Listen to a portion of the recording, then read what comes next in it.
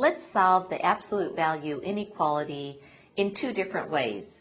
First, we'll use the boundary point method, then we'll use equivalent absolute value equations. Let's solve the absolute value inequality by the boundary point method. First, we'll solve the absolute value equation. The absolute value of 2x minus 3 equals 5. We solve that by making two equations. 2x minus 3 equals 5, or 2x minus 3 equals negative 5. For the first equation, we have 2x equals 8, x equals 4. Or, for the second equation, 2x equals negative 2 when we add 3 to both sides. X equals negative 1 when we divide both sides by 2. Now we're ready for step 2. We have the boundary points x equals 4 and x equals negative 1, and let's place those on a number line. Negative 1, positive 4. Notice our number line now is divided into three different intervals. To the left of negative 1, in between negative 1 and 4, and to the right of 4. Now we're ready to move on to step 3. Let's choose a test point in each of these three different intervals and see whether it makes our original inequality true or false. Let's start with the number to the left of negative 1. Let's say x equals negative 2, and we'll substitute that into our original inequality. Is the absolute value of 2 times negative 2 we put in for x minus 3, is that greater than or equal to 5? Well, let's check. We have the absolute value of 2 times negative 2 is negative 4, minus 3 is negative 7. Is the absolute value of negative 7 greater than or equal to 5? The absolute value of negative 7 is 7. 7 is greater than or equal to 5, so we have a true statement here. Next, let's choose a value in between negative 1 and 4. I like to choose 0. Let's substitute 0 in our original inequality.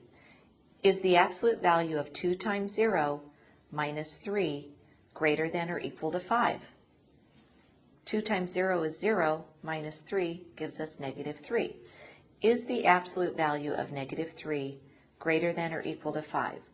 Is 3 greater than or equal to 5? No. 3 is not greater than or equal to 5, so that's a false statement in that interval. Finally, we'll choose a value to the right of 4.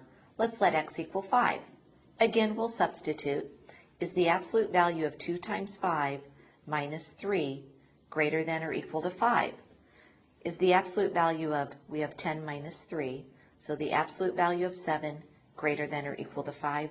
Sure, that's true. 7 is greater than or equal to 5, so on the third interval, it provides a true statement. Now we're ready for step 4, and we're ready to give our answer.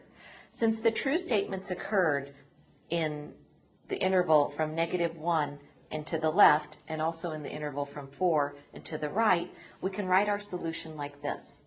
It's the set of all x such that we have x is to the left of negative 1, so we want to say less than or equal to negative 1. Remember, we use the less than or equal to sign because our original inequality had an equal in it. Or, also we have the interval x is greater than or equal to 4. So that's our set builder notation.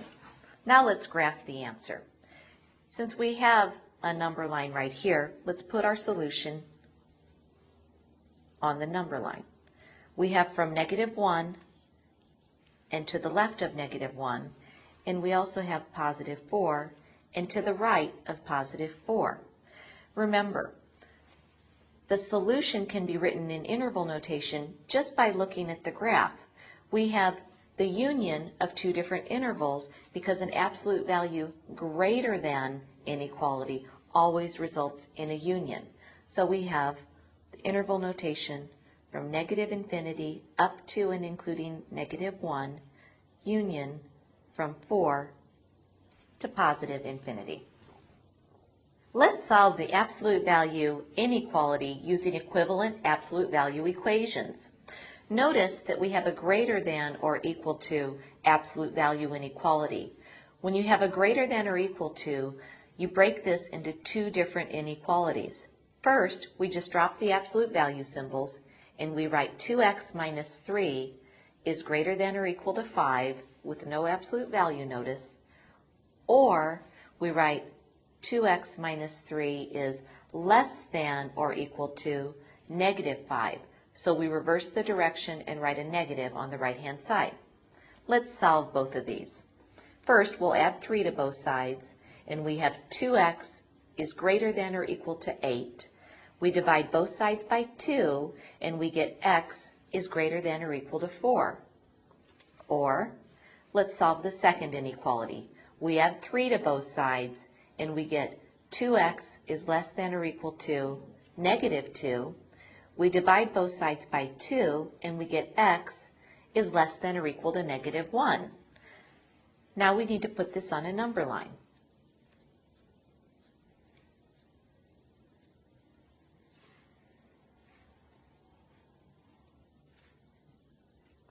First, we have x is greater than or equal to positive 4, so we draw a bracket with an arrow going to the right. Or we have x is less than or equal to negative 1, so we draw a bracket on negative 1 with an arrow going to the left. The solution is really the union of these two intervals. So, in set builder notation, we write the set of all x such that x is greater than or equal to 4, or x is less than or equal to negative 1. Now notice, for the interval notation, because I have two different intervals on my number line, I need to write both of those intervals in my interval notation. So, moving left to right on the number line, I'll have the interval from negative infinity up to and including negative 1, union the interval from 4, including 4, to positive infinity.